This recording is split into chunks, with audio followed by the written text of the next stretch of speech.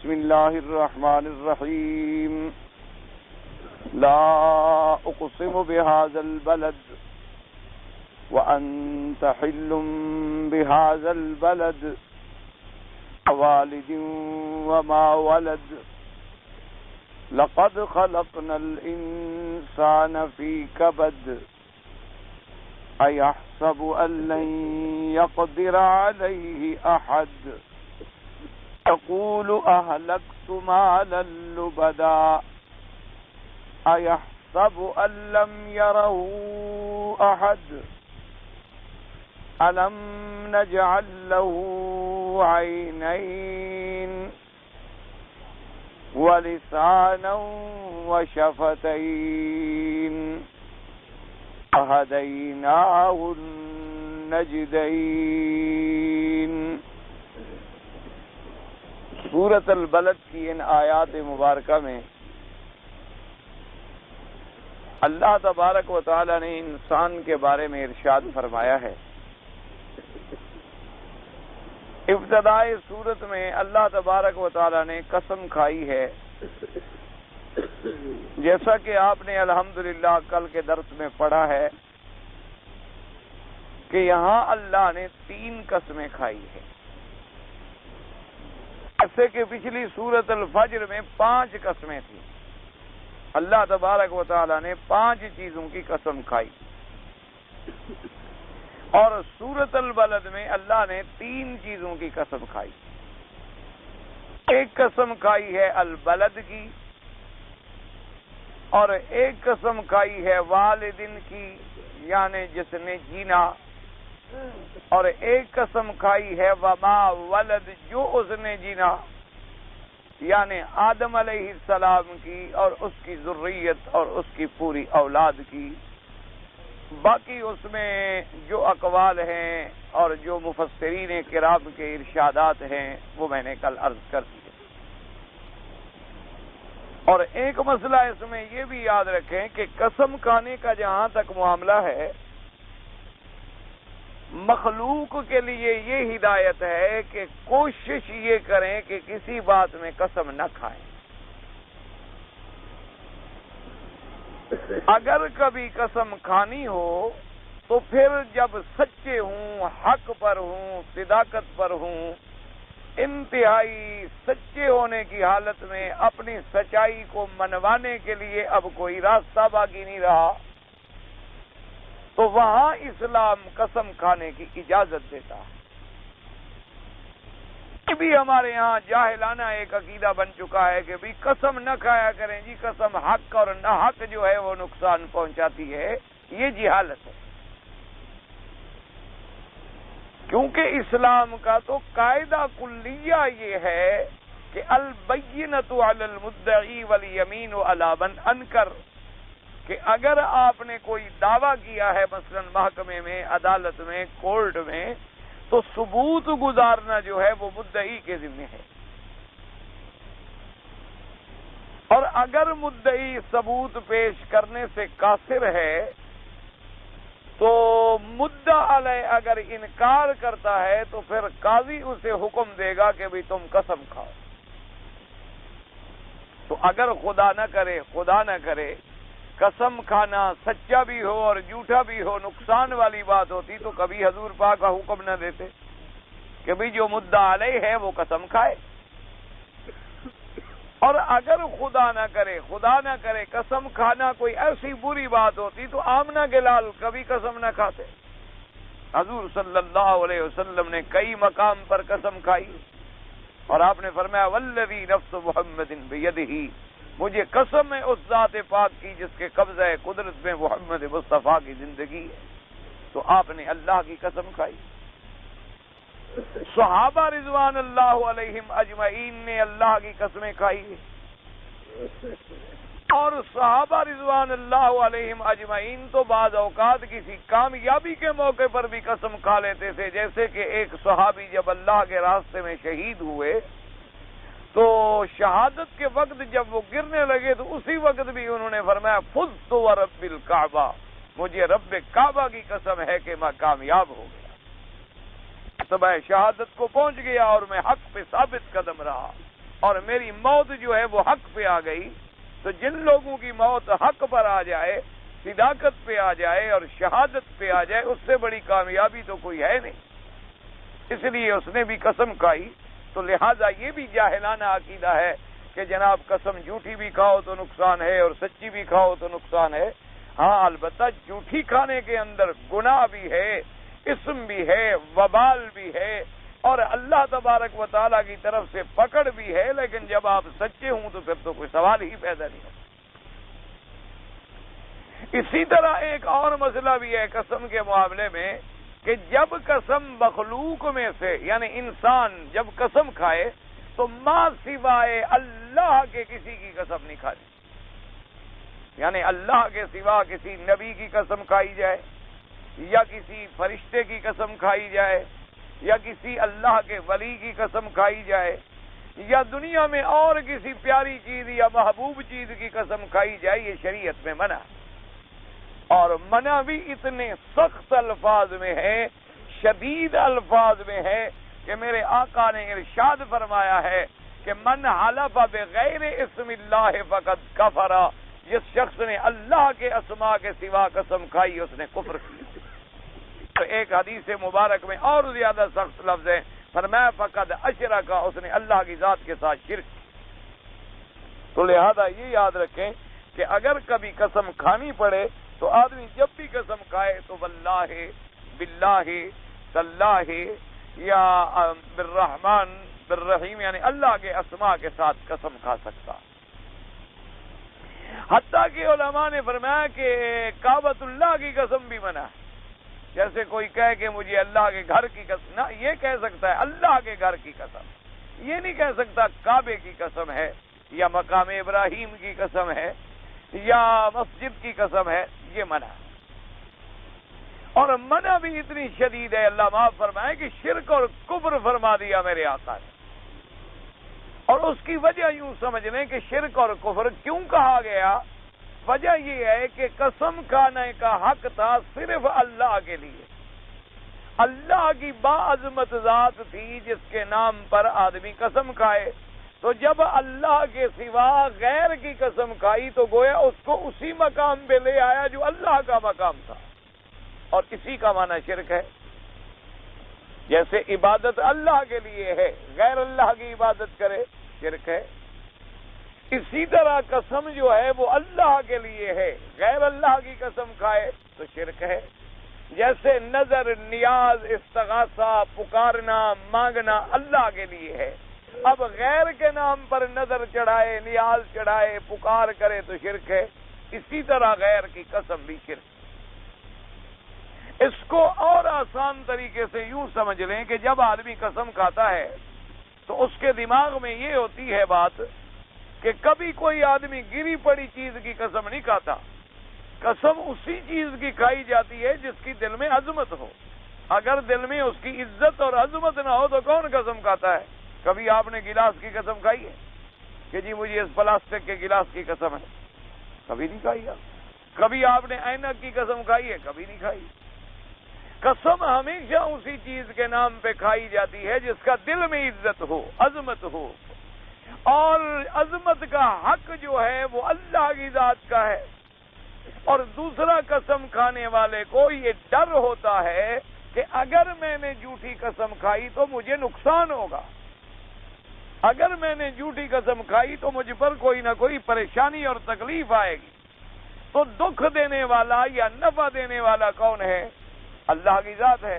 تو اب اگر اس نے کہا کہ مجھے حضرت کے آستان کی قسم ہے، مجھے داتا شریف صاحب کے مزار کی قسم ہے، مجھے شہباز قلندر کی قبر کی قسم ہے، اور دل میں خیال ہے کہ میں نے جھوٹی قسم کھائی تو مجھے نقصان ہوگا، اس کا مطلب ہے نفع نقصان کا مالک اس نے اللہ کے سوا غیر کو سمجھا ہے۔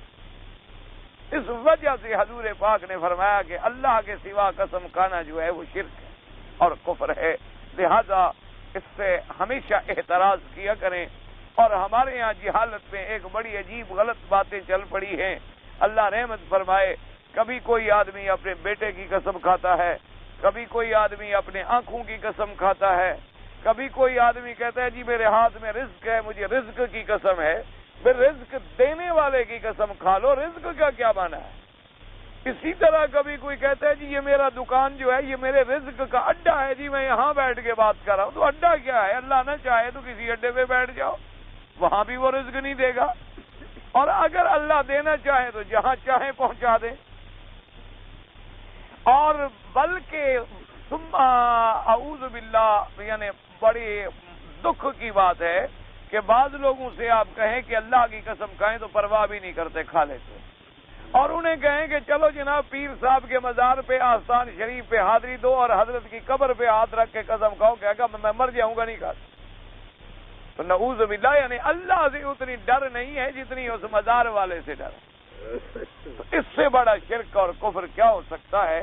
اللہ تبارک و تعالی ہر مسلمان کو محفوظ رکھے۔ اسی کے ساتھ ایک اور مسئلہ بھی سمجھ لیں، چونکہ یہ مسائل عام طور پہ لوگوں کو پیش آتی ہیں کہ کبھی کوئی آدمی غصے میں آ کر یا کسی حالات کا شکار ہو کر قسم کھا بیٹھتا ہے کہ جی میں اپنے بھائی کے گھر میں نہیں جاؤں گا، یا میں اپنی بہن کے گھر میں نہیں جاؤں گا، میں اپنے استاد کو اب نہیں ملوں گا، بس یہ استاد نے میری عزت نہیں کی، ایسی کوئی قسم کھا بیٹھتا ہے، تو اس قسم کے بارے میں اسلام کا یہ حکم ہے کہ ایسی قسم توڑ دے، کیونکہ خیر کے کام کو روک دینا جو ہے وہ تو شریعت میں حرام ہے۔ بھائیوں سے ملنا، رشتہ داروں سے ملنا، صلہ رحمی رکھنا، ان کے ایک دوسرے کے دکھ سکھ میں شریک ہونا، یہ تو شریعت کا حکم ہے، اور اس نے شریعت کے حکم کو گویا توڑنے کے لیے قسم کھائی ہے۔ یا کہتے ہیں باپ کو نہیں ملوں گا، اب باپ کی اطاعت تو شریعت میں فرض ہے، اور وہ قسم کھا رہا ہے اللہ کی، ایسی قسم کے بارے میں حکم ہے۔ آپ نے فرمایا من حلف فاذا راى شيء خيرا منها، حضور نے فرمایا کسی نے قسم کھا لی اور پھر اس نے دیکھا کہ بھئی اس کام کرنے میں تو بھلائی تھی، اس کام کرنے میں تو بہتری تھی، میں نے تو خامخواہ قسم کھا لی، تو فرمایا فلیکفرھا، اس کا کفارہ ادا کر دے اور قسم کو توڑ ڈالے۔ اور قسم کا کفارہ کیا ہوتا ہے؟ اللہ کے قرآن پاک نے خود بیان فرما دیا ہے، فرمایا فکفارتہ اطعام 10 مساکین من اوسط ما تطعمون اہلیکم، اگر کبھی قسم کھا بیٹھو اور توڑنے کی نوبت آ جائے تو 10 مسکینوں کو صبح و شام کا کھانا کھلا دیں، اور کھانا بھی درمیانہ، یعنی نہ بہت اعلیٰ نہ بہت ادنا، یعنی یوں اندازہ کر لیں کہ بھی اگر اعلیٰ کھانے پہ 20 لگتے ہیں اور ادنا کھانے پہ 5 لگتے ہیں تو آپ 10 روپے کا حساب لگا لیں۔ بہتر یہی ہے، چونکہ قرآن کے ظاہر الفاظ جو ہیں وہ اطعام کے ہیں، تو 10 مسکینوں کو بلا کے اکٹھا کھلا دے، یا ایک ایک کو بلا کے کھلا دے، 2 کو بلا کے کھلا دے، بہرحال 10 مسکینوں کو کھانا کھلائے، اور اگر اس کی بھی توفیق نہ ہو تو پھر 3 روزے رکھے۔ تو یہ کفارہ ہے قسم کا اگر قسم توڑنی پڑے، جیسے کہ حدیث مبارک میں واقع آتا ہے سیدنا صدیق رضی اللہ تعالیٰ عنہ کا کہ آپ کو دیر ہو گئی، گھر میں مہمان تھے، انہوں نے کھانا نہ کھایا، تو آپ جب آئے بیگم سے پوچھا کہ بھئی مہمانوں کو کھانا دیا ہے؟ انہوں نے فرمایا کھانا تو دیا ہے، لیکن مہمان کہتے ہیں کہ واللہ لا ناکل الا معہ، کہ ہمیں اللہ کی قسم ہے ہم نہیں کھائیں گے جب تک حضرت صدیق نہیں آئے، ہم تو حضرت ابو بکر کے ساتھ کھانے کے لیے آئے ہیں، ہم کوئی کھانا کھانے کے لیے تھوڑا آئے ہیں ان کے گھر میں۔ تو حضرت ابو بکر رضی اللہ تعالیٰ عنہ کو بھی غصہ آ گیا، آپ نے فرمایا عجیب بات ہے، مجھے حضور کی خدمت میں دیر ہو گئی تھی، مہمان عجیب ہیں، یعنی میں مہمانوں کے لیے اللہ کے پیغمبر کو چھوڑ دیتا، میں حضور پاک کی مجلس کو چھوڑ دیتا اور مہمانوں کے لیے بھاگ آتا، دنیا میں حضور سے زیادہ کوئی شخصیت پیدا ہوئی ہے؟ تو آپ بھی غصے میں آ گئے، فرمایا واللہ لا آکل، مجھے بھی خدا کی قسم ہے میں بھی نہیں کھاؤں گا، اگر نہیں کھاتے تو نہ کھائیں۔ آپ کی بیوی بیٹھی تھی، اس نے کہا واللہ لا آکل، اس نے کہا مہمان بھی نہیں کھاتے، آپ بھی نہیں کھاتے، مجھے بھی اللہ کی قسم ہے میں بھی نہیں کھاؤں۔ انہوں نے بھی قسم کھا لی، اور ایسے واقعات گھروں میں ہو جاتے۔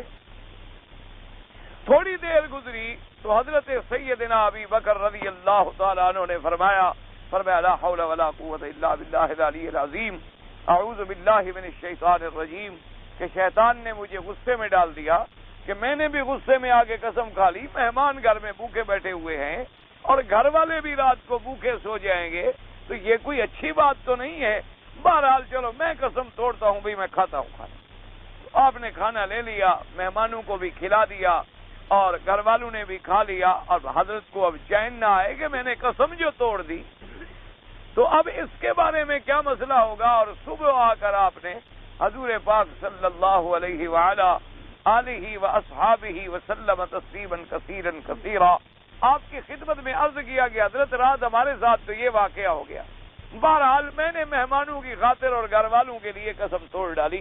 آپ نے فرمایا تم نے بہت اچھا کیا ہے، تم نے بہت اچھا کیا ہے کہ ایسے معاملات میں قسم کو توڑ دینا چاہیے۔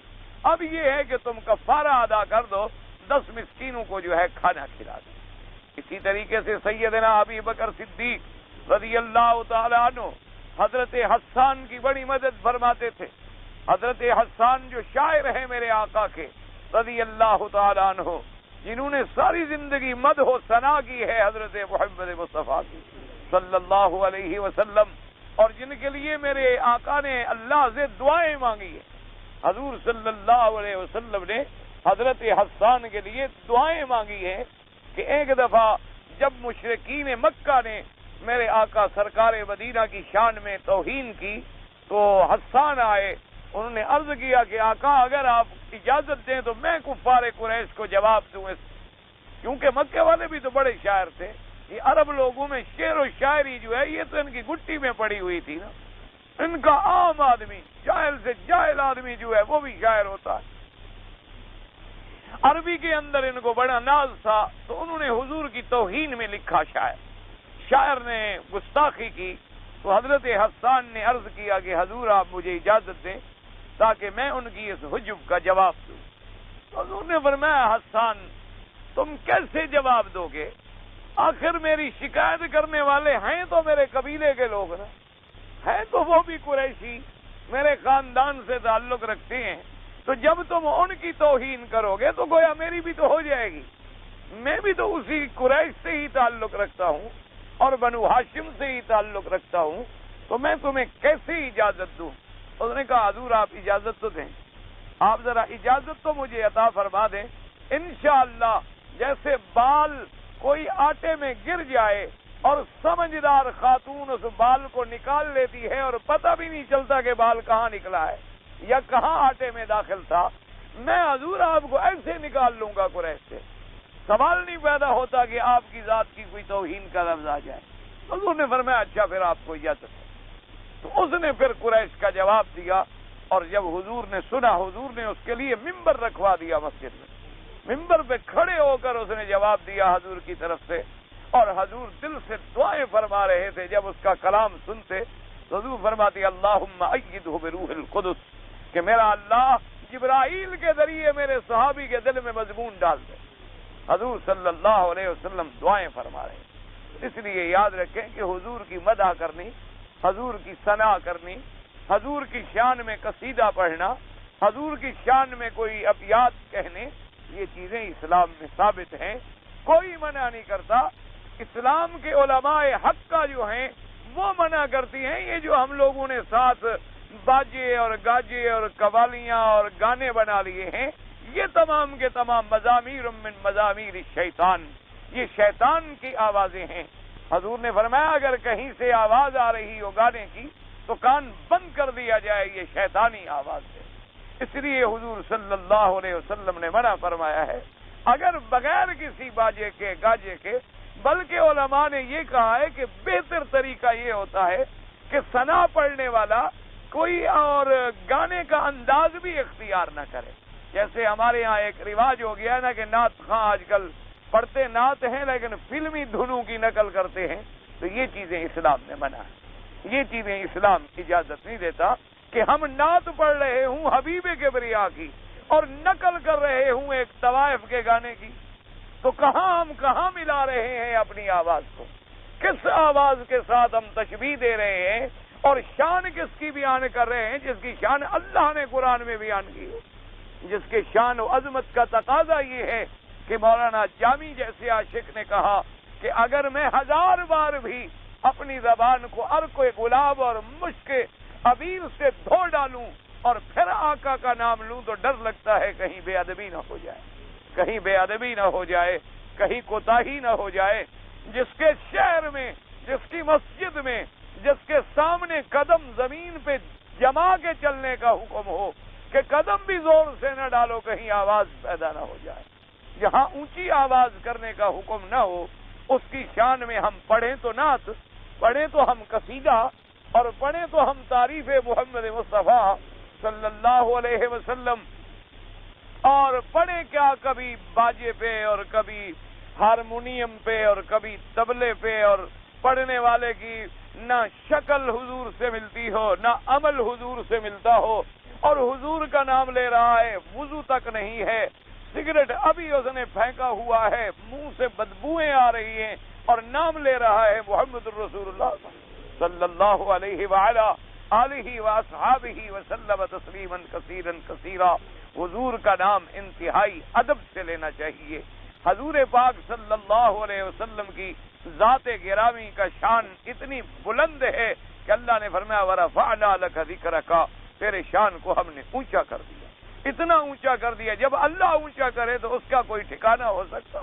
تو اس لیے ہمیشہ یاد رکھیں۔ تو یہ حضرت حسان جو تھے، ان کو سیدنا ابی بکر باقاعدہ مہینے میں خرچ دیتے تھے، کیونکہ حضور کے مدح ذرا تھے، حضور صلی اللہ علیہ وسلم کے شاعر تھے، آپ کے محبوب تھے، تو سیدنا صدیق رضی اللہ تعالی عنہ ان کو باقاعدہ مہینے میں ان کا خرچ دیتے تھے، اور جتنی امداد ہوتی تھی کرتے تھے۔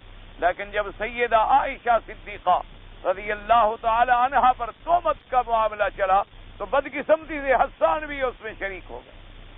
تو حضرت صدیق کو جب پتہ چلا کہ میں نے ساری زندگی اس کی خدمت کی ہے، وہ بھی میری بیٹی کی تہمت میں شریک ہے، تو کہا واللہ، کہا مجھے اللہ کی قسم ہے اب میں اس پہ خرچ نہیں کروں گا۔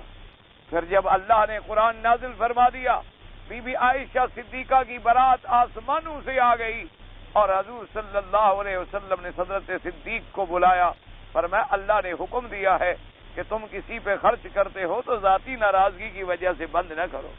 تم نے سنا ہے کہ حضرت حسان کا خرچہ روک دیا ہے اس لیے کہ اب تم ذاتی طور پر اس سے ناراض ہو گئے ہو، تو ذاتی ناراضگی کی وجہ سے کسی کی امداد کو بند کرنا جو ہے منع ہے۔ تو حضرت صدیق نے عرض کی حضور میں نے قسم کھا لی تھی، آپ نے فرمایا اس کا کفارہ ادا کر دو۔ آپ نے کفارہ دیا اور حضرت حسان کو بلایا کہ پہلے مہینے میں جو آپ کو دیتا تھا اس سے میں اب دگنا دیا کروں گا، تاکہ میرا حق جو ہے وہ ادا ہو جائے، اور جتنی میں لیٹ ہو گیا ہوں وہ بھی ادا ہو جائے۔ تو پھر ساری زندگی جاری رکھا حضرت حسان رضی اللہ تعالی عنہ کا ولی، اور بڑے صحابی تھے، شان والے تھے، انسان ہیں، غلطی میں پڑ گئے اور زندگی میں الحمدللہ توبہ کر لی، رجوع کر لیا، اور بی بی عائشہ صدیقہ رضی اللہ تعالی عنہا کو دروازے پہ ایک دن تشریف لائے اور بی بی صاحبہ کی شان میں ایک قصیدہ لکھا تاکہ اماں جان کسی طرح راضی ہو جائے۔ تو بی بی انہیں سفارش بھی کی کہ سیدہ اب مہربانی کرو تم حسان کو معاف کر دو، اب اس نے اتنا بڑا قصیدہ آپ کی شان میں لکھا ہے۔ تو بی بی نے فرمایا کہ اللہ نے اس کو اندھا تو کر دیا ہے اور کیا سزا ملے، زندگی میں اندھا تو وہ ہو گیا ہے، ویسے بہرحال اب میں اس کو معاف کر دی۔ تو سیدہ عائشہ صدیقہ رضی اللہ تعالی عنہا نے بھی اس کو معاف کر دیا۔ تو حضرت حسان رو پڑے، تو سیدہ نے فرمایا کہ میں نے صرف اس لیے تمہیں معاف کیا ہے کہ تم نے مدح کی تھی میرے آقا محمد مصطفیٰ، اور کوئی وجہ نہیں ہے تمہارے معاف کرنے کی، کہ تم نے اتنی بڑی غلطی کی ہے کہ میری تہمت لگانے میں منافقین کے ساتھ ہو گئے، تم نے یہ بھی خیال نہ کیا کہ اپنی والدہ میں تہمت لگا رہے ہو، اور کس میں تہمت لگا رہے ہو؟ حرم رسول صلی اللہ علیہ وآلہ آلہ واصحابہ وسلم تسلیما کثیرا کثیرا۔ تو اس لیے ہمیشہ یاد رکھیں اگر کبھی ایسی قسم کھا بیٹھیں تو اس قسم کا توڑنا ضروری ہوتا ہے، اور اس کا توڑنے کے بعد آپ کو کفارہ ادا کرنا جو ہے وہ ضروری ہے۔ اور اسی کے ساتھ جس لیے میں نے یہ بات چھیڑی تھی وہ بھی سمجھ لیں کہ اب قرآن پاک میں میرے اللہ نے کئی چیزوں کی قسمیں کھائی ہیں، کہیں ستارے کی قسم کھا لی، کہیں آپ نے تین کی قسم انجیر کی قسم کھا لی، کہیں آپ نے زیتون کی قسم کھا لی، کہیں آپ نے طور سینین کی قسم کھا لی، کہیں آپ نے البلد الامین کی قسم کھا لی، اور ایک مقام پر تو اللہ نے اپنے نبی کی عمر کی قسم کھا لی۔ تو ایسی قسمیں بھی دنیا میں موجود ہیں، جیسے کہ آدم علیہ السلام کی قسم کھا لی، آدم علیہ السلام کی اولاد کی قسم کھا لی۔ اس لیے علماء نے فرمایا کہ وہ مسئلہ مخلوق کے لیے ہے، خالق کی مرضی ہے جو چاہے فرمائے، کیونکہ مخلوق میں شبہ ہو سکتا ہے شرک کا بھی اور کفر کا بھی، اور اللہ تبارک و تعالیٰ کی ذات تو منزہ ہے، اس لیے خالق جس چیز کی بھی قسم کھائے یفعل ما یشاء ویحکم ما یرید، وہ جو چاہیں فرمائیں اور جو ارادہ فرمائیں فیصلہ فرمائیں، لا یسأل عما یفعل، اللہ کی ذات سے تو نہیں پوچھا جائے گا کہ جی آپ نے یہ کیوں کیا، اللہ کی تو مرضی ہے۔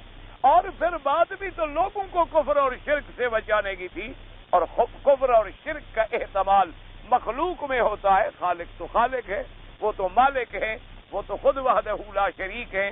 اس لیے اللہ تبارک و تعالیٰ نے قرآن مقدس میں متعدد مقامات پر، جیسے آپ نے نفس اللوامہ کی قسم کھائی، یوم القیامہ کی قسم کھائی، آپ نے والفجر کی قسم کھائی، لیال عشر کی قسم کھائی، آپ نے والشفع والوتر کی قسم کھائی، آپ نے واللیل اذا یسر کی قسم کھائی، آپ نے والنجم اذا ہوا کی قسم کھائی۔ حضور پاک صلی اللہ علیہ وسلم کے بارے میں بھی آیا لعمرک انہم لفی سکرتہم یعمہون۔ اس لیے ہمیشہ یاد رکھیں ایسی قسمیں جو ہے نہیں کھانی چاہیے۔ اچھا، اور ایک ہوتا ہے کہ آدمی بعض اوقات عادتاً ایک اس کی زبان پہ چڑھ جاتا ہے کہ ہر بات میں کہہ دیتے ہیں نہیں جی اللہ کی، نہیں جی اللہ کی، تو وہ قسم نہیں ہوتی۔ اس کو تو آپ سبقت کلام کہہ سکتے ہیں، یا اس کو آپ اس کی تلفظ کی غلطی کہہ سکتے ہیں، یا اس کو آپ ایک غلط عادت کہہ سکتے ہیں۔ قسم تب ہوتی ہے جب باقاعدہ عزم، ارادہ اور یقین کے ساتھ قسم کھائی جائے، اس قسم کو قسم کہا جاتا ہے۔ ایک ہوتا ہے نا جی بغیر کسی ارادے کے، بغیر کسی نیت کے، ایسے فہوائے کلام میں قسم نکل جاتی ہے، یا جیسے آج کل ہمارے اکثر دکاندار جو ہیں، اللہ معاف فرمائے، خدا کرے ان کی نیت تو نہ ہوتی ہو، وہ بھی ایسے قسم کھا لیں گے نہیں جی اللہ کی، میں نے جی اللہ کی قسم 20 میں خریدا چاہے 5 میں بھی ہو۔ تو اگر اس نے عزم کیا ہے پھر تو کفر، اس نے جھوٹی قسم کھائی، اور اگر ایک فہوائے کلام ہے پھر بھی نہیں ہونا چاہیے۔ لا یؤاخذکم اللہ باللغو فی ایمانکم ولکن یؤاخذکم بما عقدتم الایمان۔ اللہ نے فرمایا کہ ہاں جو لغو طور پہ تمہاری زبان سے کوئی لفظ نکل گیا اس پر تو اللہ نہیں پکڑیں گے، البتہ اللہ تبارک و تعالی اس بات پہ تمہیں پکڑیں گے جو قسم تم نے یقین کر کے کھائی ہے اور تیقن کے ساتھ اور ارادے کے ساتھ کھائی ہے۔ ایسی قسم جو ہے اگر تم توڑو گے تو پھر تمہیں اس کا کفارہ جو ہے وہ ادا کرنا ہوگا۔ اس لیے فرمایا وَلَٰكِنْ عَقَّدتُّمُ الْأَيْمَانَ، یعنی ایمان کہتے ہیں قسموں کو، جن قسموں کو تم نے پکا کر کے مضبوط کر کے کھایا ہے۔ فَكَفَّارَتُهُ إِطْعَامُ 10 مَسَاكِينَ مِنْ أَوْسَطِ مَا تُطْعِمُونَ أَهْلِيكُمْ إِلَىٰ آخِرِ الْآيَةِ۔ تو بہرحال قسم کے معاملے میں انتہائی احتیاط رکھا کریں، سب سے بہتر بات ہے کہ قسم نہ کھائی جائے۔ اور اسی طرح یاد رکھیں قسم میں ایک اور مسئلہ بھی ہے، اس کو کہتی ہیں کہ اگر کسی سے کوئی بڑی سخت قسم لینی ہو، یعنی بہت شدید قسم کی قسم لینی ہو، کوئی بڑا اہم معاملہ ہو، جیسے اللہ تبارک و تعالیٰ معاف کرے لعان کا معاملہ ہے، یعنی کیا مانا کہ ایک آدمی نے اپنی بیوی پر زنا کی تہمت لگا دی لیکن گواہ کوئی نہیں ہے۔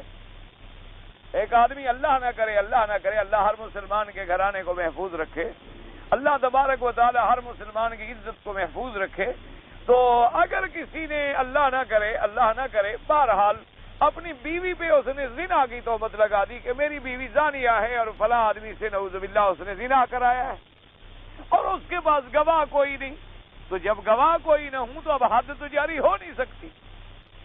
حد جاری ہونے کے لیے تو گواہوں کا ضروری ہونا، اور گواہ بھی 1 نہیں 2 نہیں 4، یعنی دنیا میں کروڑوں کا معاملہ ہو تو 2 گواہ کافی ہے، لیکن عورت کی عزت اللہ کو اتنی پیاری ہے کہ اس کے لیے، اور مسلمان کی عصمت اتنی پیاری ہے کہ جب تک 4 گواہ نہ ہوں حدود جاری نہیں ہوں گے، یعنی جرم اتنا بڑا ہے تو ثابت کرنا اور زیادہ مشکل ہے، کیونکہ اسلام یہ نہیں چاہتا کہ روز لوگوں کو کوڑے لگتے رہیں، اسلام تو یہ چاہتا ہے کہ اگر ایسا گھناؤنا جرم کبھی ہوا ہے تو پھر ایسی سزا دی جائے تاکہ آئندہ وہ جرم وقوع پذیر نہ ہو، اس جرم کو ختم کر دیا جائے ہمیشہ کے لیے، اس کا وجود بھی دنیا میں باقی نہ رہے۔ اور اگر ہمارے یہاں جیسے یہ ہمارے معاشرے نے مثلا ایک زانی مرد ہے یا عورت ہے، اگر آپ اس کو مثال کے طور پر برٹش لا کے مطابق آپ اس کو جیل میں بھیج دیں گے تو عورت وہاں جا کے کیا کرے گی؟ پاک رہے گی؟ جب گھر والوں کے قبضے سے نکل کر وہ جیل کے عملے کے قبضے میں چلی جائے، غیروں کے قبضے میں چلی جائے، اور وہاں ان عورتوں کے ساتھ وہ 6 مہینے یا سال گزارے جو ساری مجرمہ ہیں، تو کیا خیال ہے آپ کا واپس آنے کے بعد وہ عزت دار خاتون بن کے آئے گی؟ اور اسی طرح اگر مرد کو مجرموں کے پاس بھیجا جائے اور جس کے سارے مقدمے میں یہی بحثیں ہوتی رہیں، وہ مجرم ہی بنے گا۔ اس لیے اسلام کہتا ہے اگر وہ شادی شدہ، ان دونوں کو مار ڈالو، ان کا وجود ہی زمین پہ نہ رہے۔ اب یہ اتنے گندے ہو گئے ہیں، اتنے ناسور اور پھوڑے بن گئے ہیں، اگر ان کا وجود باقی رہا تو یہ کینسر کی طرح پھیلے گا، اس کا کاٹ دینا ضروری ہے، ان کے وجود کو ختم کر دو۔ اور اگر کنوارے ہیں، چونکہ شادی نہیں تھی اور گناہ سے بچنے کا کوئی ڈھال نہیں تھی، اس لیے وہاں اللہ نے موت کی سزا تو نہیں دی ہے، اس کی شدت اور مجبوریوں کا بھی لحاظ کیا، لیکن وہاں فرمایا 100 کوڑے مارے جائیں تاکہ آئندہ وہ یہ جرم جو ہے نہ کر سکے۔ تو اس لیے، اور اگر کسی نے اپنی بیوی پہ مثلا تہمت لگا دی تو اب گواہ کوئی نہیں، تو اسلام کہتا ہے قاضی کیسے فیصلہ کرے گا؟ اس کو کہتے ہیں لعان۔ لعان کا کیا معنی ہوتا ہے کہ قاضی دونوں کو بلا لے گا، مرد کو بھی عورت کو بھی، اور اس کے خاندان کے افراد کو بھی، اور عصر کے بعد، کیونکہ عصر کے بعد کا وقت جو ہے بڑا اہم وقت ہے، اور اسی طرح مسجد میں، کیونکہ مسجد کا مقام جو ہے وہ بڑا اہم مقام ہے، وہاں اس کو کھڑا کرے گا، اور اگر میں نے جھوٹ بولا ہے تو اللہ کا غضب مجھ پہ نازل ہو جائے، اللہ کا عذاب مجھ پہ نازل ہو جائے۔ تو اسی طرح مرد بھی قسم کھائے گا اور عورت بھی قسم کھائے، دونوں قسم کھائیں گے، اور اس کے بعد قاضی ان کے درمیان نکاح کو بھی ختم کر دے گا۔ کہ جب اتنی بڑی بات آ گئی کہ ایک آدمی اپنی بیوی کو زانیہ سمجھتا ہے تو پھر اس کے ساتھ گزارا کیسے ہو سکتا ہے؟ کوئی دیوس تو پھر رہ سکتا ہے، لیکن کوئی غیرت والا آدمی تو پھر اس بیوی کے ساتھ زندگی بسر ہی نہیں کر سکتا۔ اس لیے اسلام ان میں تفریق کرا ڈالے گا۔ اس لیے بہرحال کیونکہ جب تک ثبوت نہ ملے اس وقت تک اسلام سزا نہیں دیتا ہے، کیونکہ اسلام بغیر کسی بینہ کے کسی کو سزا دینے کے لیے تیار نہیں۔ تو مقصد میرا یہ تھا کہ اگر شدت کی کوئی قسم ہو تو وہ عصر کے بعد ہوگی، مسجد میں ہوگی، تاکہ عامت الناس کو بھی پتہ لگے کہ یہ کتنا جھوٹا آدمی ہے، یا عامت الناس کو بھی پتہ لگے کہ یہ قسم کھا رہا ہے، لوگوں کے سامنے بھی آ جائے۔ اور اگر وہ جھوٹا ہو گیا تو آئندہ اسلام میں اس کی شہادت بھی نہیں ہوگی۔ اور جھوٹ اتنا بڑا جرم ہے، یعنی آپ دیکھیں کہ زنا پر کوڑوں کی سزا آ گئی، زنا پر رجم کی سزا آ گئی، لیکن زانی پہ لعنت نہیں آئی، جھوٹے پہ اللہ نے قرآن میں لعنت بھیجی۔ اور جس جھوٹ کو آج کل ہم فن سمجھتے ہیں، یعنی جو آدمی جتنا زیادہ بڑا جھوٹ بولتا ہے اتنا بڑا لیڈر ہوتا ہے، جو آدمی جھوٹ بولنے میں زیادہ ماہر ہوتا جائے وہ اتنی بڑا قوم کا بڑا بن جاتا ہے، وہ اتنی بڑا کاروباری اور عزت والا کہلاتا ہے۔ حالانکہ جھوٹ ایک ایسی بلا ہے کہ اللہ نے قرآن میں اس کے اوپر لعنت بھیجی ہے۔ فرمایا فَلَعْنَةُ اللَّهِ عَلَى الْكَاذِبِينَ، اللہ نے فرمایا کہ اللہ جھوٹوں پہ لعنت کرے۔ یعنی اندازہ کریں کہ پہلے زمانے میں کافر کفر سے نہیں شرماتے تھے، لیکن جھوٹ بولنے سے کافر کو بھی حیا آتی تھی کہ میں جھوٹ کیسے بولوں۔ کافر ہونے کے باوجود بھی وہ جھوٹ بولنے سے شرماتا تھا۔ تو اللہ تبارک و تعالی ہمیں جھوٹ بولنے سے بھی اور جھوٹی قسمیں کھانے سے بھی محفوظ رکھے۔ تو بہرحال اللہ تو جس بات کی بھی قسم کھائیں وہ تو مالک ہیں اور خالق ہیں، ان کی مرضی ہے۔ اس لیے خدا کی قسم کو سامنے رکھ کر کوئی یہ نہ کہے کہ جی اللہ نے جب مکے کی قسم کھائی ہے تو ہم بھی کھا لیں، یا اللہ تبارک و تعالی نے فرمایا والتین والزیتون وطور سینین تو ہم بھی کھا لیں، نہ، یہ بات جو ہے منع۔ اب جناب بات کل تک یہاں پہنچی تھی جہاں میرا خیال ہے کہ اے تو تھی قسم، اور قسم کے لیے آگے ہوگا مقسم علیہ، یہ جواب قسم کے قسم کھائی کیوں گئی، کس بات کے لیے؟ آپ جو کہتے ہیں مجھے اللہ کی قسم ہے تو کیوں؟ اگلا پوچھے گا نا کیا کہنا چاہتے ہو بھی قسم جو کھائی ہے؟ تو اللہ نے جب یہ 3 قسمیں کھائی ہیں تو اب جناب اس کے بعد مقسم علیہ یا جواب قسم جو ہے وہ اسی صورت مبارک میں موجود ہے۔ فرمایا لا اقسم بهذا البلد وانت حل بهذا البلد ووالد وما ولد، فرمایا مجھے قسم ہے اس شہر کی، آگے وانت حل بهذا البلد، اور وہ شہر جس میں آپ مقیم ہیں، خطاب ہے محمد مصطفیٰ صلی اللہ علیہ، اور جب قرآن اترا ہے یہ سورت مکی ہے تو حضور کس شہر میں مقیم تھے؟ مکہ مکرمہ، تو واضح ہو گیا کہ شہر سے مراد جو ہے وہ مکہ مکرمہ ہے، چونکہ اگلی آیت جو وضاحت موجود ہے، فرمایا وَأَنْتَ حِلٌّ بِهَذَا الْبَلَدِ وَوَالِدٍ وَمَا وَلَدَ، اور قسم ہے مجھے اس کی جو جینے یا جینا گیا، یعنی باپ کی اور اس کی اولاد کی، اب چاہے آدم علیہ السلام اور آدم علیہ السلام کی ذریت مراد ہو، یا ابراہیم علیہ السلام اور ابراہیم علیہ السلام کی ذریت مراد ہو، یا والد سے مراد سیدنا ابراہیم اور ولد سے مراد پھر حضرت محمد الرسول اللہ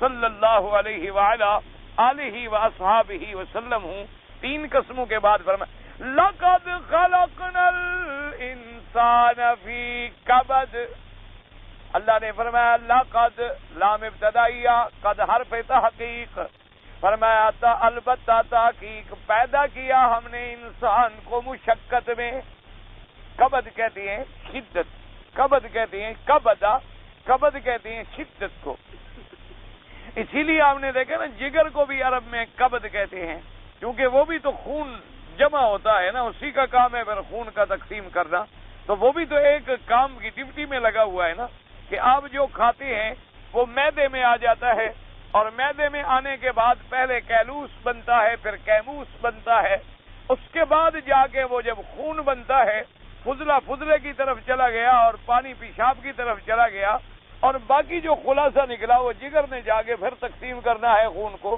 تو اس لیے وہ بھی تو ایک مشقت والے مسئلے میں ہے، اس لیے اس کو بھی عربی میں کبد کہا جاتا ہے، تو فی کبد معنی فی شدت، فی کبد معنی فی مشقت۔ اب یاد رکھیں یہاں قرآن نے یہ فرمایا ہے، اور دوسری جگہ قرآن پاک فرماتے ہیں، فرمایا والتین والزیتون وطور سینین وہذا البلد الامین۔ اب دونوں صورتوں میں دیکھیں ماشاءاللہ یہاں کتنی قسمیں تھی، میں نے کیا عرض کیا ہے 3 قسمیں، اور وہاں کتنی ہیں 4 ہیں، یہاں 3 ہیں اور وہاں 4 ہیں، فرمایا والتین والزیتون وطور سینین وہذا البلد الامین۔ وہاں کتنی قسمیں ہو گئیں 4 ہو گئی۔ اچھا وہاں کیا فرمایا لَقَدْ خَلَقْنَا الْإِنسَانَ فِي أَحْسَنِ تَقْوِيمٍ، وہاں بھی لقد ہے، لام بھی ہے، قد بھی ہے، خلقنا بھی ہے، الانسان بھی ہے، لیکن وہاں فرمایا گیا کہ تحقیق البتہ ہم نے پیدا کیا انسان کو فی احسن تقویم، بڑی بہتر حیت و شکل میں، اور یہاں فرماتی ہے ہم نے اس کو پیدا کیا مشقت میں۔ تو بظاہر اگر دیکھا جائے، بظاہر اگر آپ دیکھیں تو دونوں آیتوں میں ایک قسم کا تعارض نظر آئے گا، کہ وہاں فرمایا جاتا ہے کہ انسان کو ہم نے بڑا خوبصورت، بڑا حسن، بڑا جمال والا لَقَدْ خَلَقْنَا الْإِنسَانَ فِي أَحْسَنِ تَقْوِيمٍ، اور یہاں فرماتی ہیں لَقَدْ خَلَقْنَا الْإِنسَانَ فِي كَبَدٍ، اور یاد رکھو وہاں بھی قسم میں اسی شہر، یہ شہر شامل ہے، سورت والتین میں، سورت 3 میں جو اللہ نے قسم کھائی ہے تو بلد الامین، بلد الامین سے مراد کیا ہے مکہ مکرمہ، اور یہاں بھی بلد سے مراد کیا ہے مکہ مکرمہ، یعنی اس قسم میں بھی مکہ شامل ہے اور اس قسم میں بھی مکہ مکرمہ شامل ہے۔ فرق صرف یہ ہے کہ یہاں بلد کے بعد صفت کیا آئی، فرمایا لا اقسم بهذا البلد وانت حل بهذا البلد، اور وہاں کیا ہے، وہاں آیا فرمایا وهذا البلد الامین، وہاں صفت آئی اس شہر کی جو شہر امن والا ہے، امن والا شہر ہے۔ یاد رکھو امن سے کیا مراد ہے، یعنی جو اندر آ گیا، جو اللہ پہ ایمان لے آیا، جس نے کعبے کی عظمت کر لی، اللہ اس کو جہنم کے عذاب سے امن دیں گے۔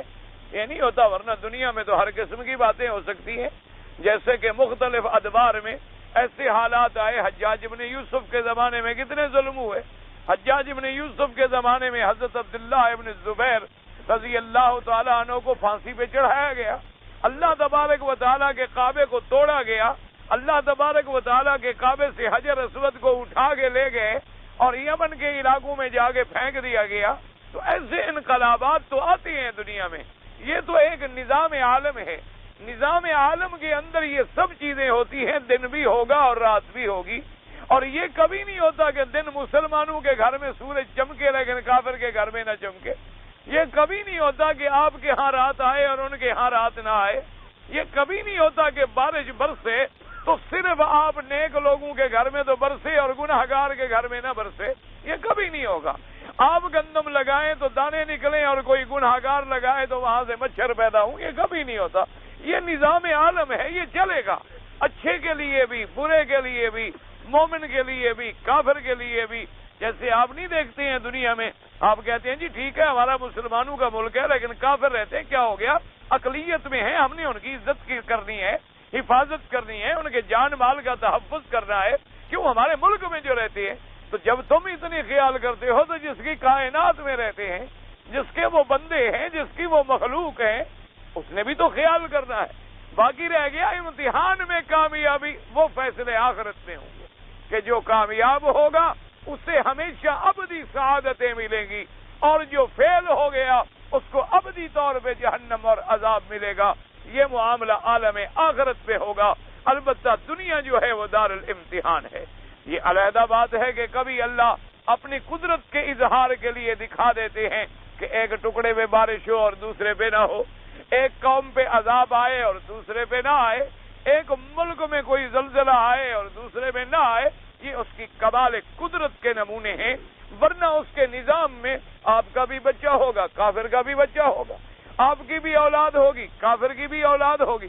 تو جب اللہ کتے جیسے نجس کو اولاد دیتا ہے تو بندے کو کیوں نہ دے؟ چاہے بندہ کافر ہو، چاہے بندہ یہودی ہو، چاہے بندہ ہندو ہو، چاہے بندہ سکھ ہو، کوئی بھی ہو۔ اور خدا کی قدرت یہ ہے جو نجس ہیں ان کی اولاد بھی زیادہ ہوتی ہے۔ بکری کے کتنے ہوتے ہیں؟ زیادہ سے زیادہ 2-3، لیکن کتے کے یہاں کتنے پیدا ہوتے ہیں؟ 7-7، 8-8، اتنی ان کی اولاد، یعنی جتنی جانور حرام ہے اتنی کثرت ہے۔ لیکن خدا کی قدرت دیکھ لو کہ حلال جانور ہے بھی تھوڑا اور ذبح بھی زیادہ ہوتا ہے، لیکن ساری دنیا میں ملتا ہے۔ حرام جانور ہے بھی زیادہ، ذبح بھی نہیں ہوتا، پھر بھی کم ہے، ورنہ پوری دنیا میں تو پھر کتے ہی کتے ہوتے نا۔ اگر ان کی اولاد کو سامنے رکھا جاتا، یہ منصوبہ بندی والے کہیں پتہ نہیں پھر دوائی شوائی کا انتظام کرتے کہ بھی ان کے ہاں بھی اولاد کم ہو جائے تاکہ زیادہ نہ بڑھے۔ خدا کے نظام میں دخل کیسے دے سکتے ہو؟ حضور نے فرمایا جس نطفے نے پیدا ہونا ہے دنیا کی کوئی طاقت نہیں روک سکتی ہے، سوال ہی پیدا نہیں ہوتا۔ جب تقدیر ایک فیصلہ کر چکی ہے کہ پیدا ہونا ہے تو اس کو کون روک سکتا ہے؟ اس کو اگر فرعون کی گولیاں نہیں روک سکی تو تمہاری دوائیں کیسے روک سکتی ہیں؟ 70,000 بنی اسرائیل کے بچے کو قتل کرانے کے بعد حضرت موسیٰ پیدا ہوئے اور فرعون کے گھر میں، اس کے گھر میں رہے اور ٹھیک ٹھاک رہے اور اسی کے لیے عذاب اور ہلاکت کا باعث بنے، وہ نہ روک سکا۔ تو اس لیے دنیا کوئی نہیں روک سکتی۔ یہ ہمارے یہاں اعداد و شمار کے گورکھ دھندے ہیں کہ ملک کی آبادی بڑھ جائے گی۔ یہ دراصل ان کافروں کی یعنی برین واش کرتی ہیں ہمارے مسلمانوں کا، ان کے دماغوں میں ایسی بات بٹھا دیتے ہیں کہ آج ہمارے مسلمان بھی یہ سمجھتے ہیں کہ اگر بچے زیادہ ہوں گے تو جی رزق کم ہو جائے گا، اور بچے کم ہوں اللہ رزق بند کر دے تو کیا کرو گے؟ اب بھی تو دنیا میں ایسے لوگ ہیں کہ جناب ان کا بچہ بھی کوئی نہیں، لیکن روٹی بھی نہیں ملتی۔ ایسے بھی لوگ موجود ہیں کہ جن کو اللہ نے سینکڑوں بچے دیے ہیں اور دولت گھر میں ختم ہی نہیں ہوتی۔ تو یہ تو نظام اللہ کے ہاتھ میں ہے، نہ بچوں کے ہاتھ میں ہے، نہ ماں کے ہاتھ میں ہے، نہ باپ کے ہاتھ میں ہے۔ ہمارے ذمے تو صرف یہ ہے کہ نظام عالم کے مطابق ہم چلتے رہیں۔ تو اس لیے ہمیشہ یاد رکھیں کہ وہاں بھی بلد الامین کی قسم ہے، لیکن صفت کیا ہے؟ بلد امن والا۔ امن سے مراد کیا ہے؟ اللہ اس کو عذاب قبر سے امن دیں گے، اللہ اس کو آخرت کے عذاب سے امن دیں گے، اور ایک ظاہری بھی امن ہے کہ جو اندر آئے گا اللہ اس کو سکون قلب کی دولت سے مالا مال فرمائیں گے۔ اللہ تبارک و تعالی اس کو حرم کے اندر بھی امن دیں گے کہ باپ اگر قاتل ہے، بیٹا دیکھ رہا ہے، حرم میں قتل نہیں کرے گا جب تک باہر نہ نکلے۔ تو یہ بظاہر بھی اللہ نے ایک امن والی جگہ بنا دیا کہ وہاں احترام کیا جاتا ہے، کسی جانور کو نہیں مارا جاتا، کسی جانور کو سائے سے نہیں بھگایا جاتا، کسی درخت کو نہیں کاٹا جاتا، کسی پرندے کو شکار نہیں کیا جاتا۔ تو ایک ظاہری امن بھی ہے اور ایک حقیقی امن بھی ہے۔ اللہ پاک ہمیں دونوں نصیب فرما دے اپنی رحمت سے۔ وہاں صفت آئی تھی بلد الامین کی، اور یہاں کیا صفت آئی ہے؟ وَأَنْتَ حِلٌّ بِهَذَا الْبَلَدِ، اللہ نے فرمایا مجھے قسم ہے اس شہر کی جس میں آپ رہتے ہیں، یعنی محمد مصطفیٰ صلی اللہ علیہ وسلم۔ تو اب دونوں صفتیں ٹھیک ہے، امن والا بھی ہے اور میرے نبی کا مولد بھی ہے، حضور پیدا بھی ہوئے۔ اچھا وہاں کیا فرمایا تھا؟ احسن تقویم، یہاں کیا فرمایا؟ فی کبدن، تو کیا مانا؟ اب سمجھیے اس میں کوئی تعارض نہیں، یعنی انسان بحیثیت اس کی شکل کے، بحیثیت قامت کے، بحیثیت اس کے اعضاء کے، انسان جو ہے اس کا مقابلہ کوئی اور جانور نہیں کر سکتا۔ یعنی اللہ نے جو انسان کو خوبیاں دی ہے، جو انسان کو عقل دیا ہے، جو انسان کو آنکھیں دی ہیں، جو انسان کو ادراک دیا ہے، جو انسان کو حواس دیے ہیں، جو انسان کو بولنے، چلنے، سمجھنے، سوچنے، فکر کرنے کی قوتیں دی ہیں، وہ کسی اور جانور میں نہیں ہے، وہ کسی اور چیز میں نہیں ہے۔ تو اعتبار اس کے دیکھا جائے تو آسان تقویم ہے۔ اچھا اور پھر یہ شرف بھی انسان کو ملا کہ نبی آئیں گے تو انسانوں میں، رسول آئیں گے تو انسانوں میں، ولی آئیں گے تو انسانوں میں، محدث ہوں گے تو انسانوں میں، مفسر ہوں گے تو انسانوں میں، بڑے بڑے شان والے لوگ جو ہیں وہ انسانوں میں آئے۔ اور ایک یہ ہے اس کی کیفیت دوسری، فرمایا لقد خلقنا الانسان فی کبد، تحقیق ہم نے پیدا کیا انسان کو مشقت میں۔ مشقت کا کیا معنی؟ مفسرین کرام نے فرمایا، حضرت ابن عباس رضی اللہ تعالیٰ عنہ آپ نے فرمایا مشقت کا معنی یہ ہے کہ سب سے پہلے جب پیدا ہوتا ہے تو قید خانے میں، جب بچہ پیدا ہوتا ہے تو سب سے پہلے کہاں قید ہوتا ہے؟ ایسے قید خانے میں دنیا کا کوئی بادشاہ بھی قید نہیں کر سکتا۔ وہ کر سکتا ہے کہ ماں کے پیٹ کا اندھیرا، پھر رحم کا اندھیرا، اور رحم کے بھی اندر حضرت تشریف فرما ہے، کتنے اندھیروں کے اندر پھنسا ہوا ہے، ماں کے پیٹ میں ہے، رات کا بھی اندھیرا، پھر ماں کے پیٹ کا بھی اندھیرا، پھر پیٹ کے اندر رحم ہے اور رحم کے اندر حضرت موجود ہے۔ تو اس مشقت میں ہے سب سے پہلے کہ اندر آپ قید میں کھڑے ہیں، اب نہ چل سکتا ہے، نہ پھر سکتا ہے، نہ دوڑ سکتا ہے، نہ اپنی مرضی سے باہر نکل سکتا ہے، اور نہ اپنی مرضی سے کھا سکتا ہے، نہ پی سکتا ہے۔ ایک مشقت ہے ماں کے پیٹ میں۔ تو حضرت ابن عباس نے فرمایا پہلی مشقت جب ماں کے پیٹ میں ہوتا ہے، اور فرمایا دوسری مشقت جب ماں کے پیٹ سے دنیا میں باہر آتا ہے۔ جب ماں کے پیٹ سے باہر آتا ہے تو کتنی بڑی مشقت ہے کہ ایک تنگ مقام سے انسان نکل آئے، ذرا سا بھی فرق پڑے تو وہیں گلا بند ہو جائے اور مر جائے، سانس رک جائے۔ اور پھر جب ماں کے پیٹ میں ہوتا ہے تو یوں ہوتے ہیں حضرت، سر اوپر ہوتا ہے اور پاؤں نیچے ہوتے ہیں۔ اور جب پیدا ہونے کا وقت آتا ہے تو اللہ میاں ایسا بندے کو علم دیتے ہیں کہ وہ کھلٹی کھاتا ہے بچہ، پھر سر پہلے باہر آئے گا اور پاؤں بعد میں باہر آئیں گے، کیونکہ اگر پاؤں باہر آتے تو دیر لگ جائے تو اندر ہی نہ مر جائے۔ اللہ تبارک و تعالیٰ نے بچے کو کیسا اندر، تو یہ ایک اور مشقت ہے۔ اور فرمایا پھر جب باہر آ گئے، اس دنیا میں آ گئے، اب نہ چل سکتا ہے، نہ بول سکتا ہے، نہ بھوک لگے تو کوئی چیز مانگ سکتا ہے، نہ منہ میں دانت ہیں کوئی چیز کھا سکتا ہے۔ اب ایک اور مشقت میں ہے، اللہ نے فرمایا پھر ہم نے رونا سکھلا دیا کہ چلو بس سارے کام جو ہیں تیرے رونے سے حل ہو جائیں، تم صرف رونا شروع کر دو، پانی بھی مل جائے گا، روٹی بھی مل جائے گی، دوائیں بھی مل جائیں گی، دودھ بھی مل جائے گا، صرف تم رونا شروع کر دو۔ اور یاد رکھو یہ رونا آ جائے تو اب بھی سارے کام رونے سے حل ہو جاتے ہیں۔ اگر تم اللہ کے آگے رو پڑو تو مسئلہ ہی حل ہو جائے، اللہ کے دربار میں اگر رو پڑو تمہیں رونا آ جائے۔ افسوس یہ ہے کہ ہم نے ہنسنا تو سیکھا ہے لیکن رونا نہیں سیکھا۔ ہم لوگوں نے تھیٹر تو بنا ڈالے، ہم لوگوں نے ڈرامے تو بنا ڈالے، ہم لوگوں نے ہنسنے ہنسانے کے لیے لطیفے بنا ڈالے، بڑے بڑے لوگوں کو اس معاملے میں پیسے دے کے رکھا جاتا ہے، لیکن جو لوگ رلانا جانتے ہیں، جن آنکھوں کو رونا سکھلایا جاتا ہے، ان کے ہم قریب بھی نہیں جاتے۔ اور وہ نصیب ہوتا ہے اللہ والوں کی صحبت میں کہ ان کے پاس آپ بیٹھیں تاکہ آپ کی اصلاح ہو، آپ کے دل پہ روزانہ اللہ کے قرآن کی برسات ہو، آپ کا دل نرم ہو، زنگ لگ اتر جائے، دل کی سیاہیاں دور ہو جائیں، اللہ سے تعلق جڑ جائے۔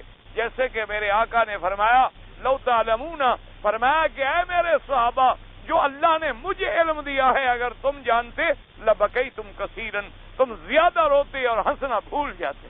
حضور صلی اللہ علیہ وآلہ آلہ واصحابہ وسلم تسلیما کثیرا کثیرا۔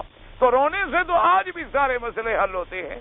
حدیث پاک میں آتا ہے کہ جب بندہ اپنے اللہ کے آگے روتا ہے، اللہ کے آگے ڈرتا ہے اور اس کے آنسو گرتے ہیں، تو اللہ تبارک و تعالیٰ فرماتے ہیں کہ ملائکہ میرا بندہ میرے ڈر سے رو رہا ہے، اس کو جہنم سے 500 سال کے فاصلے تک دور کر دو۔ ایک آنسو کی یہ قیمت ہے، لیکن دعا کرو وہ آنسو نصیب تو ہو، وہ آنسو نصیب تو ہو۔ یہ تو نہیں ہے کہ ہماری طرح بس ایک زندگی ہے جانوروں کی طرح۔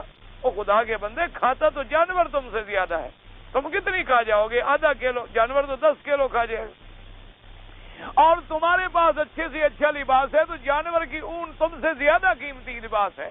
اگر وہ قیمتی لباس نہ ہوتا تو تم اونٹ کی اون خریدتے پھرتے اور دمبے کی اونٹ خریدتے پھرتے، تم ان کے کپڑے بنواتے، تم ان کی ٹوپیاں بنواتے، تم ان کے چمڑوں کے جوتے بنواتے، تو ان کے پاس لباس بھی تم سے زیادہ قیمتی ہے، کھاتے بھی وہ تم سے زیادہ ہے، چلتے پھرتے بھی وہ تم سے زیادہ ہے۔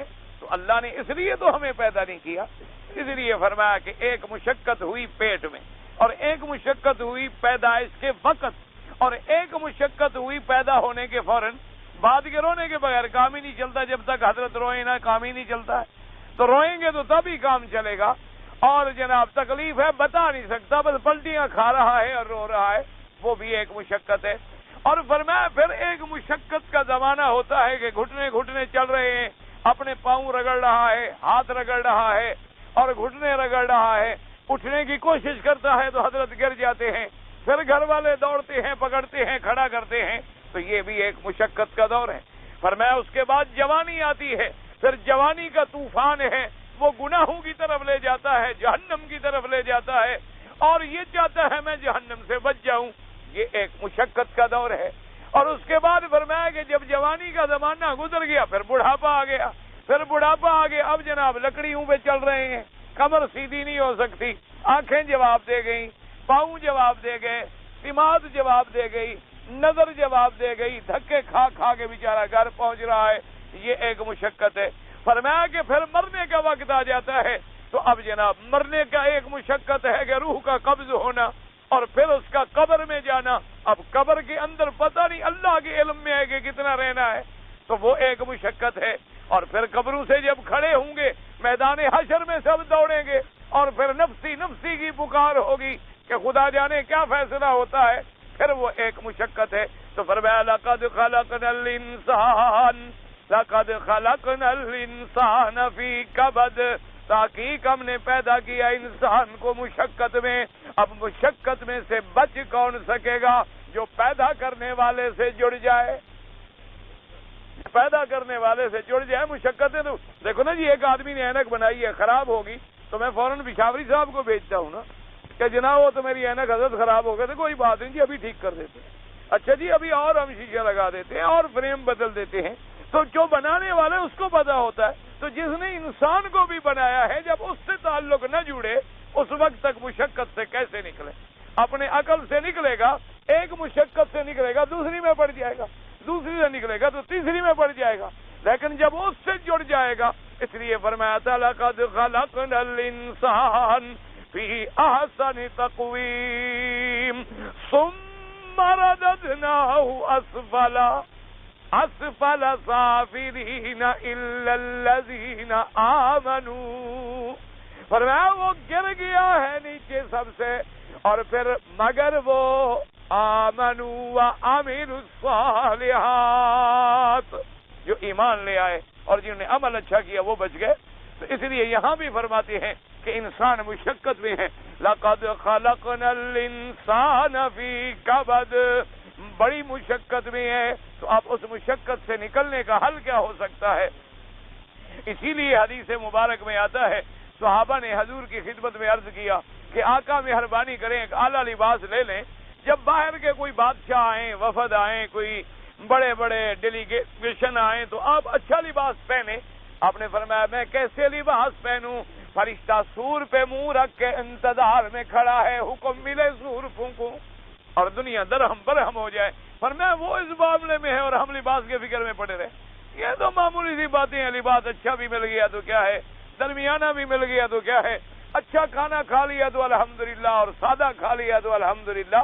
یہ کوئی فکر والی چیز نہیں، فکر تو قبر کا کریں، فکر تو حشر کا کریں اور فکر تو آخرت کا کریں۔ جہاں ہم نے پوری زندگی کو گزارنا ہے۔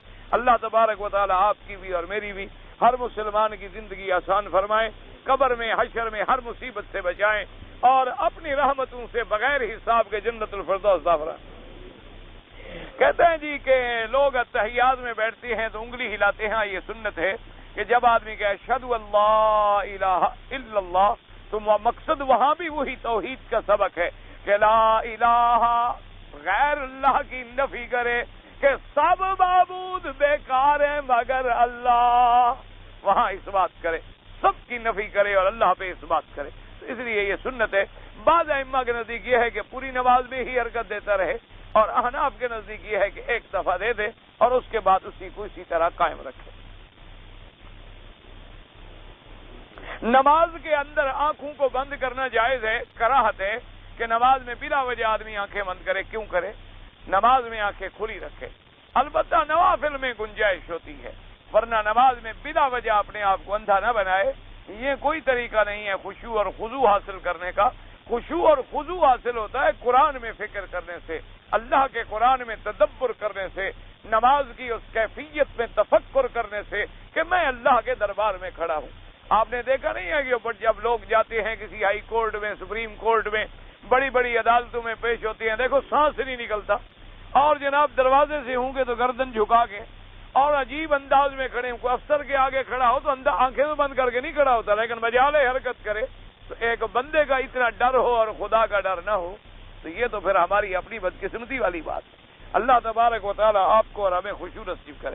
کہتا ہے جی مجھے نماز میں برے برے خیالات آتے ہیں، کوئی بات نہیں، یہ کوئی بری علامت نہیں بلکہ اچھی علامت ہے۔ ایک یہودی نے پوچھا تھا حضور صلی اللہ علیہ وسلم سے کہ ہمارے لوگ جب عبادت کرتے ہیں تو ان کو برے خیال نہیں آتے، اور مسلمان جب عبادت کرتے ہیں تو ان کو بڑے گندے گندے خیالات آتے ہیں۔ تو حضور نے فرمایا حضرت صدیق کو کہ اس کا جواب دو۔ حضرت ابو بکر نے اس سے پوچھا، فرمایا کہ بھائی اگر دو کمرے ہوں، ایک کمرے میں ہیرے موتی جواہر اور سونا پڑا ہو اور ایک کمرہ خالی ہو تو ڈاکو کس کمرے کو توڑے گا؟ اس نے کہا جس میں مال پڑا ہے، خالی کمرے میں جا کے کیا کرے گا؟ تو اس نے کہا تمہارے لوگوں کا دل چونکہ اللہ کے ایمان سے خالی ہے، وہاں شیطان کو وسوسہ ڈالنے کی ضرورت ہی نہیں۔ جن کے دلوں میں ایمان ہوتا ہے وہاں ہی چور چوری کرنے آئے گا، تو لہذا یہ ایمان کی علامت ہے، کوئی بری بات نہیں، اس سے گھبرایا بھی نہ کریں، اور نہ کوئی جرم ہے، معاف ہے جب اللہ نے معاف کر دیا ہے۔ اور ویسے اس کا علاج لکھا ہے علماء نے، کوئی حدیث میں نہیں ہے، یاد رکھنا۔ بزرگوں نے ایک علاج رکھا ہے کہ مثلا آپ 2 رکعت نفل پڑھیں اور شیطان خیال ڈالے اور ٹھیک ہے بعد میں پڑھیں گے، رات زیادہ پڑھ لیں گے، تو انہوں نے کہا طریقہ یہ ہے کہ جب یہ 2 ختم کرو اور 2 پڑھ لو، اور 2 نفل پڑھ لو، پھر شیطان کہتا ہے یار وہی 2 بہتر تھیں، اب یہ تو 4 والا بن گیا، تاکہ میں جان چھوڑوں، وہ تھوڑی عبادت کرے تو اچھا ہے، یہ تو بڑھتا ہی جا رہا ہے، وہ جتنا تنگ کرے تو اور بڑھتے جاؤ، وہ جتنا تنگ کرے تم اور بڑھتے جاؤ، خود بخود ہی تنگ ہو کے بھاگ جاتا ہے، کیونکہ ویسے بھی جب اللہ کا ذکر ہوگا تو شیطان جو ہے وہ بھاگ جاتا ہے۔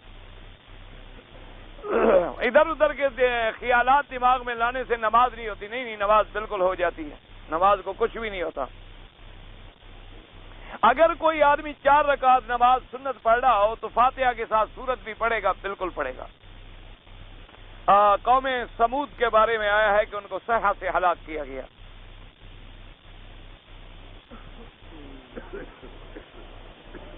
کہتا ہے جی میں نے 9 ذی الحج کو حج ادا کرنے کے بعد 10 ذی الحجہ کو قربانی کی، شیطان کو کنکریاں ماری، پھر میں طواف زیارت کرنے کے لیے مکہ شریف آ گیا، میں نے طواف زیارت کیا ماشاءاللہ، اور اس کے بعد چونکہ تھک چکا تھا بیٹھ گیا، مجھے نیند آ گئی، تو میری رات جو تھی وہ مکے میں ہی گزر گئی، اور 11 کو پھر میں صبح گیا، کوئی بات نہیں۔ کہتا ہے جی آج کل ایک نیا طریقہ نکلا ہے کہ بعض ڈاکٹر حضرات جو ہیں وہ کسی ٹیوب کے ذریعے یا کسی سرنج کے ذریعے نطفہ انسانی کو لے کر عورت کے رحم میں داخل کرتے ہیں اور پھر بچہ پیدا ہوتا ہے، تو کیا شریعت میں یہ جائز ہے؟ اگر اس کے مرد کا نطفہ لے کے اسی کی بیوی میں ڈالا جائے تو جائز ہے، کسی دوسرے کا نطفہ لے کے ڈالا جائے تو زنا ہے، سیدھی سی بات ہے، حرام ہے، کھلی سی مسئلہ ہے بڑا۔ یعنی ایک مسئلہ ہوتا ہے نا کہ کبھی کوئی آدمی بیچارہ کمزور ہوتا ہے، اس کا مادہ منویہ پہنچ ہی نہیں پاتا، تو اب ڈاکٹر نے وہ مادہ لے لیا اور کسی عورت کے ذریعے، ڈاکٹر کے ذریعے اور ٹیوب کے ذریعے کسی طرح اس کی بیوی کے رحم میں پہنچ، اب خاوند کا نطفہ، خاوند اسی کا ہے، نطفہ بھی اسی کا ہے، اگر کسی دوسرے کا نطفہ استعمال کریں گے یہی تو زنا ہے، اور زنا کیا ہوتا ہے؟ چاہے آپ ٹیوب سے کریں، چاہے آپ ربڑ سے ہو، چاہے بندے سے ہو، اگر نطفہ تبدیل ہو جائے گا تو پھر حرام ہے، اگر نطفہ اسی خاوند کا ہو تو پھر جائز ہے۔ اور اگر بات یہ ہوتا ہے نا جی کہ اس مرد میں جراثیم ہی نہیں ہوتے اولاد پیدا کرنے کے، تو جب اللہ نہیں دے گا تو تم کیا کرو گے؟ تمہارے ٹیوب والا بھی مر جائے، بیکار ہو جائے۔ اور اگر بفرض محال تم نے کسی کا نطفہ لے کر اس کی بیوی میں ڈال دیا، پھر بھی تو دوسرے کا بچہ وہ پالے گی، اس کے خاوند کا بچہ تو نہیں ہے نا، اس کا خاوند تو ویسے لا ولد رہا۔ یہ کون سی خوشی ہو گئی کہ عورت کے پیٹ سے بچہ نکلا ہے تو میرا ہو گیا؟ میرا تو تب ہوگا جب میرے نطفے سے ہو، اگر وہ میرے نطفے سے نہیں ہے تو اسلام کسی غیر کو وارث بنانا نہیں چاہتا۔ یہ دنیا کا کفر کا غلط عقیدہ ہے۔ لوگ کہتے ہیں کسی نہ کسی شکل میں بچہ ہو، بچہ کس کا ہے؟ سوال تو بچے کا پیدا ہوتا ہے، بچے کا تعلق باپ سے ہے، ماں سے ہے ہی نہیں۔ اسلام نے نسب جو چلایا ہے وہ باپ سے چلتا ہے، ماں سے نہیں چلتا۔ اس لیے بہرحال اگر تو اسی خامد کا نطفہ ہے تو جائز ہے، کسی اور کا ہے تو وہ حرام ہے۔ حدود حرم جو ہیں جی وہ کہاں تک ہیں؟ حدود حرم جو ہیں باقاعدہ لکھے ہوئے ہیں، عرفات کی طرف سے عرفات تک ہے، جیرانہ تک ہے، جدے کے راستے میں شمیسی تک ہے، ادھر تنعیم تک ہے، باقاعدہ حدود حرم کی علامات لگی ہوئی ہیں، وہ آپ دیکھ لیں گے، پڑھ لیں گے۔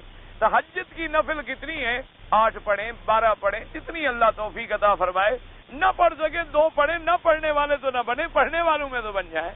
اگر آپ کو رات کو اٹھنے کا یقین نہ ہو، عشاء کی نماز کے بعد 2 نفل پڑھ لیں، یہ بھی تہجد ہے۔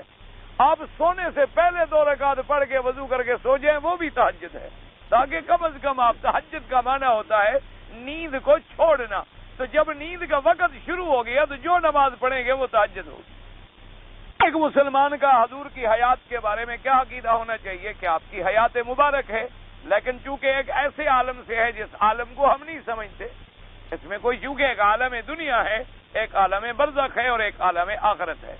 ایک وہ حیات مبارک ہے جو عالم دنیا میں ہے، ایک وہ حیات ہے جو عالم آخرت میں ہوگی۔ جیسے کہ حیات دنیا میں تکلف ہے، تکلیف ہے، شریعت ہے، اوامر ہے، نواہی ہے، زواجر ہے، نماز ہے، روزہ ہے، حج ہے، زکوٰۃ ہے، وہ قبر کی زندگی میں نہیں ہوتا۔